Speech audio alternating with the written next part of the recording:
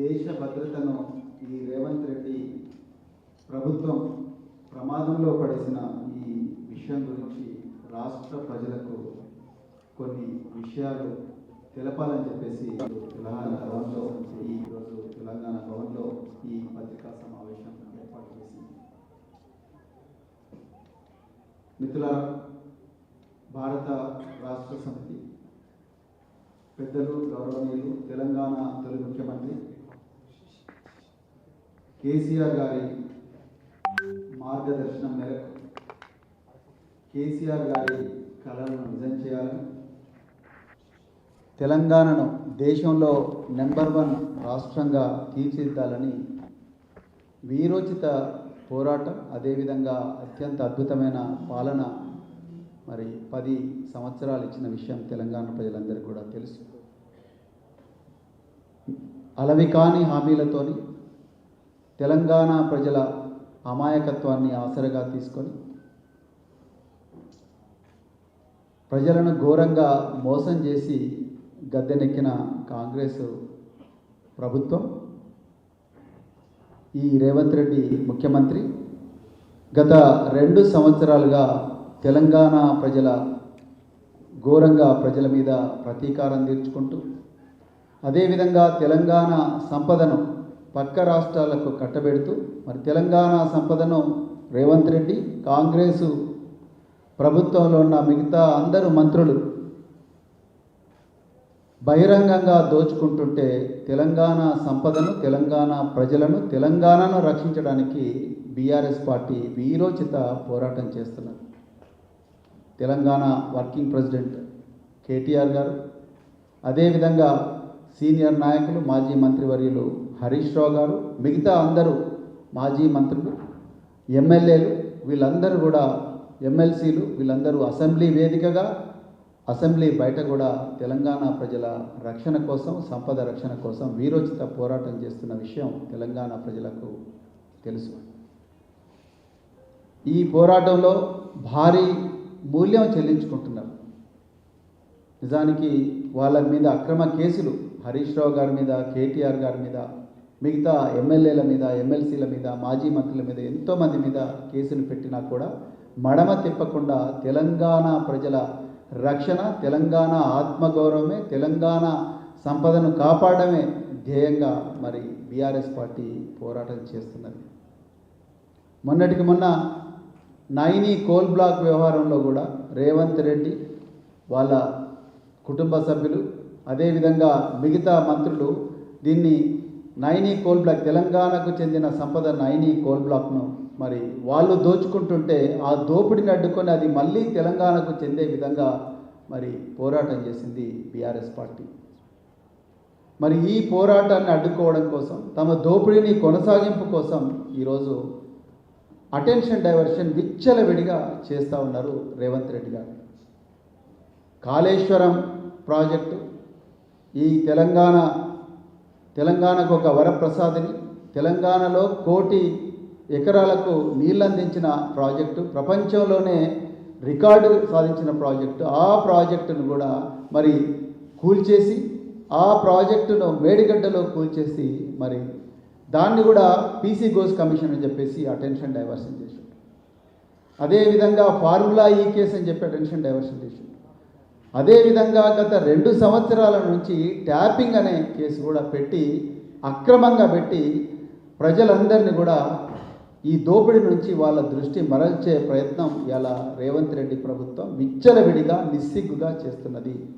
ఈ సందర్భంగా కొన్ని ముఖ్యమైన విషయాలు ఈరోజు తెలంగాణ ప్రజల ముందర ఉంచాలనుకుంటున్నాం.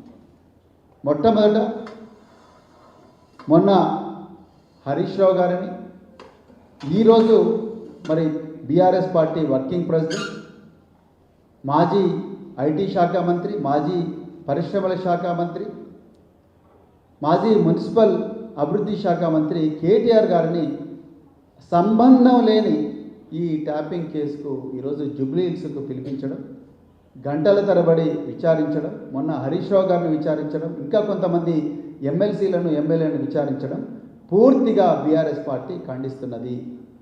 నేను తెలంగాణ ప్రజలకు స్పష్టంగా ఒక రాజకీయ నాయకుడిగా మాత్రమే కాదు, ఒక మాజీ పోలీస్ అధికారిగా, గత 26 సంవత్సరాలు అదే డిపార్ట్మెంట్లో పనిచేసిన అధికారిగా కొన్ని విషయాలు తెలంగాణ ప్రజల ముందర ఉంచాలనుకున్నాం. మొట్టమొదటి, ఈ ట్యాపింగ్ అనేది నేరం కాదు అనేది తెలంగాణ ప్రజలందరూ కూడా గుర్తించాలి. ఈ ట్యాపింగ్ అనేది చట్టబద్ధమే అని చెప్పి స్వాతంత్రం రాంగమునుపే 1885 సంవత్సరంలోనే ఆనాటి బ్రిటిష్ పాలకులు ఈ ట్యాపింగ్ కోసం ఒక చట్టం రూపొందించారు. భారతదేశం స్వాతంత్రం వచ్చిన తర్వాత కూడా ఈ ట్యాపింగ్ కంటిన్యూ అవుతూనే ఉన్నది. దేశంలో ఉండే కేంద్ర ప్రభుత్వం, దేశంలో ఉండే రకరకాల రాష్ట్ర ప్రభుత్వాలన్నీ కూడా దేశ రక్షణ కోసం, అంతర్గత భద్రత కోసం, ప్రజల శ్రేయస్సు కోసం, టెర్రరిస్టు దాడులు జరగకుండా, బయట నుంచి ఈ దేశం మీద దాడులు జరగకుండా, పహల్గాంలో మన జరిగిన దాడి లాంటిది కానీ, మన హైదరాబాద్లో గతంలో జరిగిన గోకులు లుంబిని చాటు, లేకపోతే సాయిబాబా దేవాలయం మీద జరిగిన దాడి కానీ, లేకపోతే మావోయిస్టు తీవ్రవాదుల దాడులు కానీ, పోలీస్ స్టేషన్ల పేల్చివేతలు కానీ, రాజకీయ నాయకుల హత్యలు కానీ, ఇంకా ప్రజల మీద పెద్ద ఎత్తున వాళ్ళ ధన మాన ప్రాణాల మీద జరిగే దాడులను నిరోధించడం కోసం, అంతర్గత భద్రత కోసం, దేశ భద్రత కోసం ట్యాపింగ్ చేయవచ్చని చట్టమే చెప్తున్నది. ఇది నేరం కాదు. ఆనాడు భారత ప్రధానమంత్రి గౌరవ మన్మోహన్ సింగ్ గారు పార్లమెంటు వేదికగా వారే చెప్పారు, ఈ ట్యాపింగ్ నేరం కాదు, దేశ రక్షణ కోసం ట్యాపింగ్ చేయవచ్చు అని వారు చెప్పారు.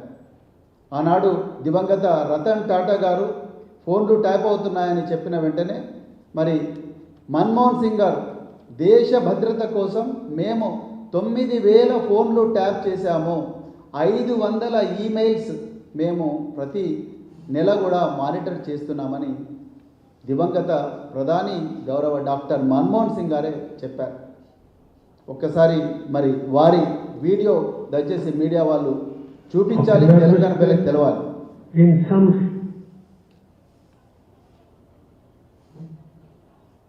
I am aware of the nervousness in some of the corporate sector arising out of the power conferred upon governmental authorities to tap telephones for protecting national security and preventing tax evasion and money laundering.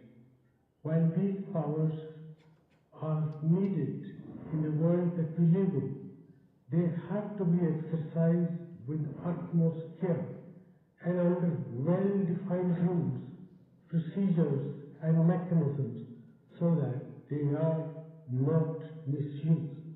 We must also look for solutions through technology to prevent access of telephone conversation to systems outside the institutional framework of government. Legal mechanisms already exist and they are in place. They need to be strengthened for more effective enforcement.